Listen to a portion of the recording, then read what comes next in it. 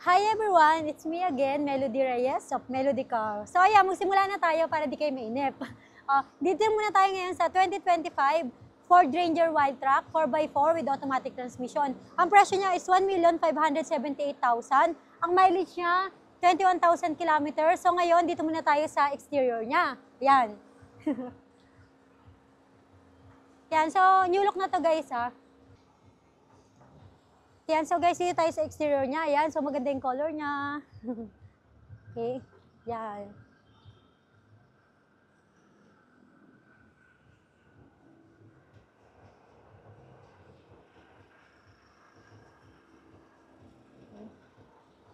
Stepboard. So dito na tayo ngayon sa interior niya. Ayan, so kung makikita niyo malaki na yung yung monitor niya. Ayan, so may mga na-demo naman ako sa inyo before na Wildtrak. Ayan, so familiar na kayo dito. So ayan, kung makikita nyo, leather seats na rin siya. 4x4 siya guys, ito. Ayan. Ayan, 4x4. Kapag yun nga, pagka gagamitin nyo yung 4x4, yung control nyo lang dito, yung knob, ganyan. So automatic park brake na rin, automatic transmission. Tapos guys, kapag halimbawa, halobat kayo, charge nyo lang yung phone nyo dito. Yan, dito. So, yung parang sa Velos din, may charger din ng phone dyan. I-charge kayo ng phone, ganito, yan. Lalagyan nyo lang dyan yung phone nyo. Dito pala, ganito, sorry. Yan. Okay, mag-charge na yan. Yan, nag-charge na, narinig nyo. Okay. Yan. So, ayun na, ang mileage niya is 21,000 kilometers, ayan. So, ulitin ko guys, this is 2025 Ford Ranger Wildtrak. Automatic transmission 4x4. Ang presyo niya is 1,578,000. So, leather seat, sabi ko nga pati dito sa second row. Ayan. Okay, yung mga sidings niya. Ayan, makita nyo naman, no, parang bago pa rin naman. Kasi 2025 lang siya, ganyan. Ayan, so ano pa ba? Ayun, puntahan nyo na guys. Tapos ito guys, baka mamaya yung kayo, yung mga sa mga hindi pa familiar sa pagbukas ng nitong new look ng Ranger. Ganito lang i-ano niya lang siya. Yan, para bumukas. Kasi iba hinahanap pa yung knob, mas nasan. So dito lang, ganyan niyo lang. Okay? So ayun na. So doon na tayo sa engine niya. This is 2.0 liter diesel engine by turbo. Okay? So kahit 2.0 siya, by turbo naman, kaya matulin. Yan. Guys, ayun na, dito tayo sa pangalawa natin. This is 2020 Honda CR-V. Ayan, so SX all-wheel drive. So 4x4 na siya guys ha. Automatic transmission. Makikita nyo later sa loob, may sunroof na siya and then 4x4 din siya. Diesel engine to guys ha. Okay, so ngayon dito muna tayo ngayon sa exterior niya. Ayan. So kung makikita nyo yung exterior niya, puntahan nyo lang sa personal para ma-appreciate nyo yung CR-V natin. Sa mga diehard fans ng CR-V dyan. So ito, may CR-V na tayo. Okay. Ayan, okay, so exterior. Ayan na guys, all-wheel drive, ayan.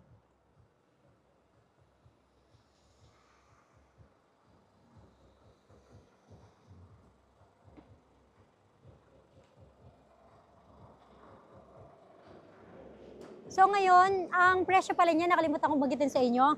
Ang presyo niya is 1,298,000.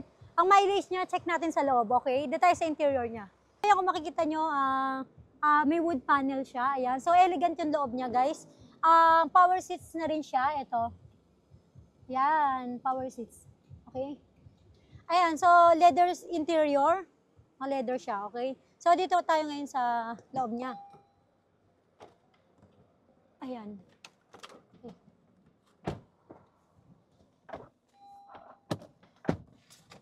So, ayan na, kung makikita nyo guys, ulitin ko sa inyo. This is 2020 Honda CR-V. Okay, top of the line, SX all-wheel drive, automatic transmission, diesel na rin siya, okay? 7-seater to guys ha. Tapos ayan, 7-seater siya. Okay. Ayan, so ito yung sunroof na sinasabi ko sa inyo, ayan. Mamaya, pakita ko sa inyo. So, ang mileage niya is 25,000 kilometers. Ito. Ayan, so ayan yung sunroof niya. Panoramic sunroof na siya. Ayan. Okay. Ayan, so automatic park brake, push button. Ayan, so check natin tong ano niya, yan.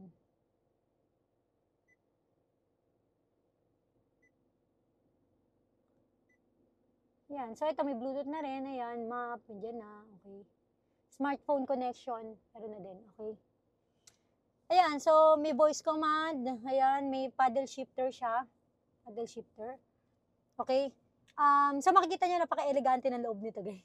Pwede kayo mag-charge dito, may power outlet din dito. HDMI, USB, okay. Dito rin meron. So parang marami siyang lagayan. Marami siyang lalagyanan. Deep dish matting din siya, ayan. Ayun na, guys. Yung sidings niya dyan, meron ding wood panel, pati sa kabilang side, ayan. Dito tayo ngayon sa likuran niya, ayan. So, kung makikita nyo guys, 7-seater siya, ayan. So, dito may malalagay pa kayo. Okay? Yung tools niya, nandito. Ay, yung ano muna, dito muna tayo sa, ayan, yung spare tire niya, ayan. Okay? Yung tools niya guys, nandito, sa ilalim. So, kailangan idulupin to. So, check nyo na lang pag nagpunta kayo. Ayan, okay? Ayan. So, hanggang dito guys, may makakaupo. Ayan. So, kung halimbawa, ayun naman ang sobrang laki, yung SUV talaga, ayan. Para sa inyo to. Okay, so pagka sasara nyo guys, ganito lang din. Pinutin nyo lang siyang ganyan. Okay, parang Everest lang din. So guys, dito tayo ngayon sa engine niya. So this is diesel engine, 1.6 liter diesel engine, 9-speed siya guys ha. So, ayan. So, alam naman natin pag Honda, ano pa ba. So, magsama na lang kayo ng mekaniko para i-check to, okay? So, ayun, para may peace of mind din kayo. Recap tayo guys, this is 2020 Honda CR-V SX automatic transmission all-wheel drive. Okay, ang presyo niya is 1,298,000. Ang mileage niya is 25,000 kilometers. Push button na rin siya, may panoramic sunroof. Diesel engine and then 7-seater. So, dito tayo ngayon sa 2023 Toyota Hilux G automatic transmission 4x2. Ang presyo niya is 1,298,000. Check natin yung mileage na later sa loob. So, ayan, ito yung exterior niya. O kung makikita nyo, brusong-bruso ang datingan niya. Okay. Ayan, so, naka-black rhino, mag wheels na rin siya. Okay?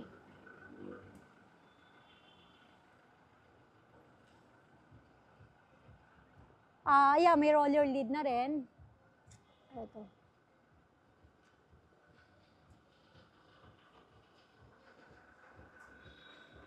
So, ayun, ito guys pakita ko sa inyo kapag umatras kayo, may ilaw siya. Ayan, ito.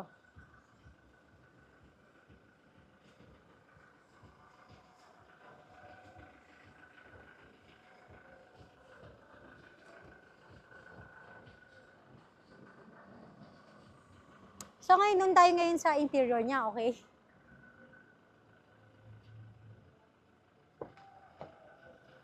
Ayan, tsadan! Tsadan eh.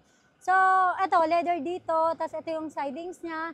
Tapos, deep dish matting na rin. So, leather interior. Ayan. So, napaka-sporty ng datingan niya. Okay, so dito tayo sa interior. Yan.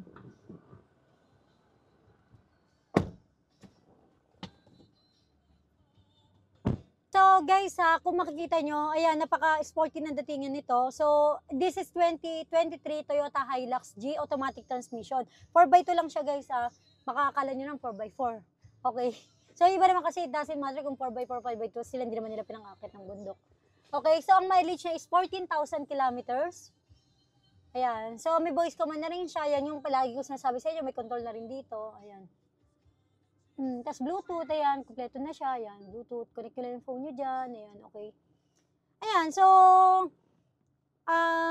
sidings niya, ayan, so wala naman kayo makikita ng scratches dyan, pati sa dashboard niya. And then, dito rin, sa second row, ayan, leather seat na rin, ayan yung sidings niya, ayan. Saka dito, ayan. Okay, so guys, puntahan nyo para ngayon, ma-amaze kayo. Char. Okay, so, dun tayo ngayon sa engine niya. So, ito pala guys, ayan, pati dito naka-deep dish matting para hindi siya mahirap linisin, okay? Deep dish matting dito sa likuran, harapan, okay. Ayan. Hanggang 2026 pa yung warranty niya, okay? Sa kasa. Ayan.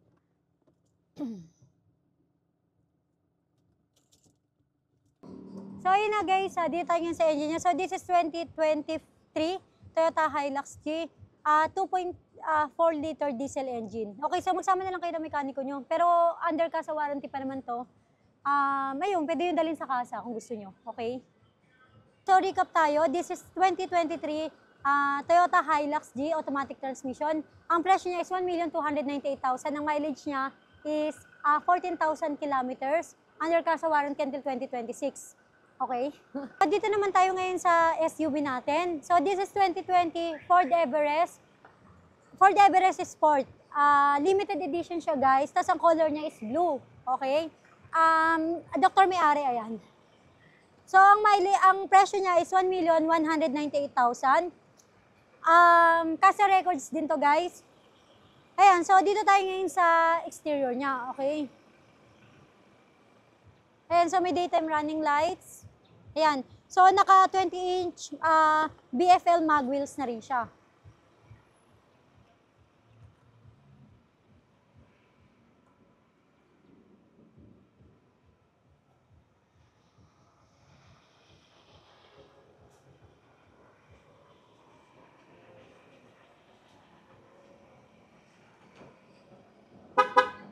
Ayan. So, doon tayo ngayon sa interior niya, okay? So, leather seats na rin siya, tapos power seats na din, okay? Yan. Yeah. Okay, so marami na akong na-demo sa inyo na, na Everest. So, ito kasi is, limited edition siya, Ford, 2020 Ford Everest Sport. Okay? So, ayan, kung makikita nyo, color blue siya sa labas, pati yung, yung side din siya, yan, may, din siya, may accent din na blue, pati itong sa dashboard niya. Ito, tsaka ito, yan. Yung mga sims niya, yan. May color blue. Okay? So, yun, ito maganda sa, sa Everest. Yun sa Ford, yung malambot yung manibela niya. Ayan, so, may, na rin siya. Ayun na, yung sasabi ko sa inyo palagi, connect nyo lang yung phone nyo dyan. Ayan, may voice command. Okay, ano pa ba? So, anday ko na demo sa inyo na Everest. Ayan, so, yung leather seats na rin. Push button. Ayan. So guys, nakalimutan ko ipakita sa inyo kanina yung mga yung mga ayun yung ibang booklet nung mga dinemo ko sa inyo na auto. So ito kompleto naman siya, ayan. So may manual siya, ayan. Okay. So kasi records to guys, ha. Ayan. So yung mga niya, yung mga records niya sa kasa nandito. Ayan, yung mga receipt niya. Okay, nandito siya lahat. Yan. So, yung doon na tayo sa second row niya, ayan. So, puntahan nyo na lang guys, magsama kayo ng mekaniko nyo. Para at least, di ba, bago nyo bayaran, di ba, at least na-inspect din siya. Ayan, ng mekaniko nyo, yung mga trusted mechanic nyo. Okay, so, ayan yung third row niya. Ayan.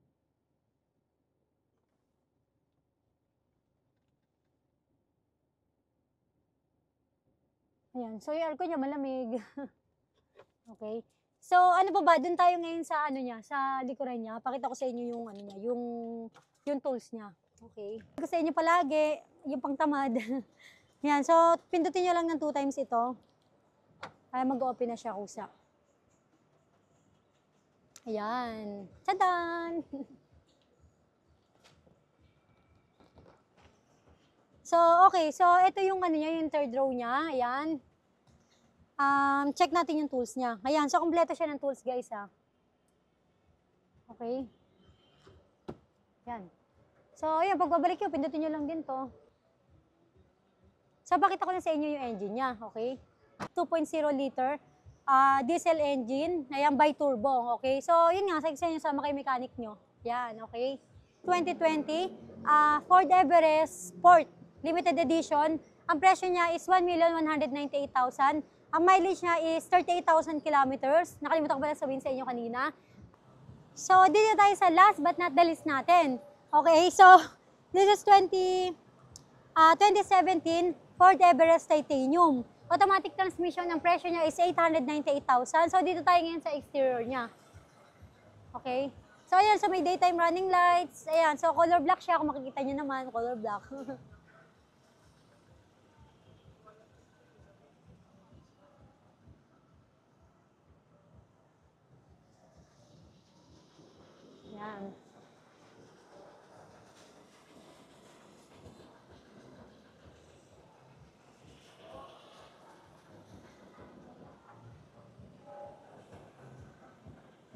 So, dun tayo ngayon sa interior niya. Ulitin ko guys, this is 2017 Ford Everest Titanium.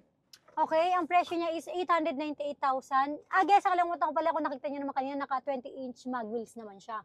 Okay, so ang presyo niya is 898,000, ang mileage niya is 49,000 kilometers. So, ayun, affordable siya guys. Kunyari, alam mo, nag-aarap kayo ng Everest, ayan. So, itong para sa inyo, na, ayun, na yun, ganun ang presyo. So, ayan, meron siyang sunroof. Ayan. Ayan, buksan natin. Oopsie.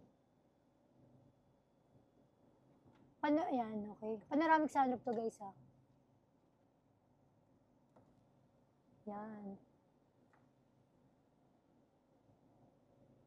So, hanggang second row yung ano niya. So, balikan natin.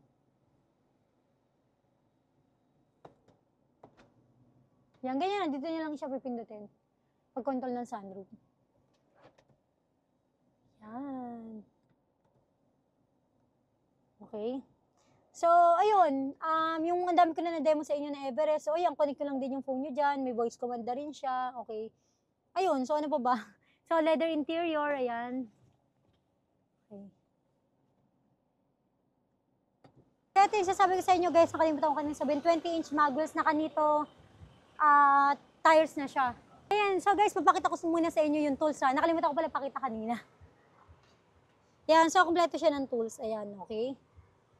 Ayan. So ito yung sinasabi ko sa inyo guys kapag lulupiin nyo yung upuan. Ayan, left, and then right, ganyan. Okay. So hindi na kayo maghihila-hila na ganun. Ayun na siya, pipindot-pindotin nyo na lang dito. Okay. So pag babalik nyo, ganun din, pindutin nyo lang din ulit. Ito rin, ganun din yan. Okay. Yan. So, din na tayo ngayon sa engine niya. Tapos ito, kapag ayan, ibabalik niya, pindutin nyo lang siyang ganyan, okay? So, pagka Everest, alam naman natin, pindot-pindot lang, parang nagkopya na lang tayo dito.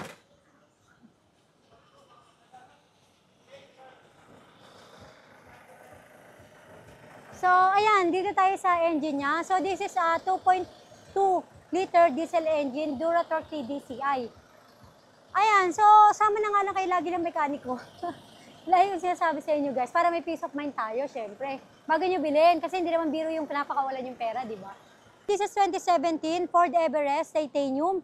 Automatic transmission, naka-panoramic sunroof na siya. Ang presyo niya is ang presyo is 898,000. Ang mileage niya is 49,000 kilometers.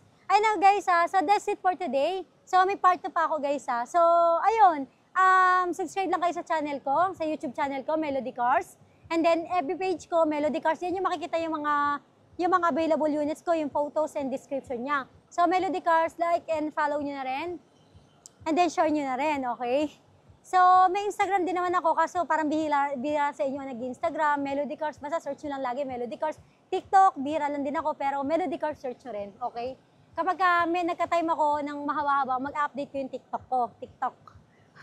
Okay? So, ayun na guys, abangan nyo yung part 2 ng vlog ko na to, okay? Para ahatiin ko lang, hindi siya yung sama-sama kasi baka mainip naman kayo, baka maumay naman kayo sa akin eh. Okay? So, see you again soon. Bye for now.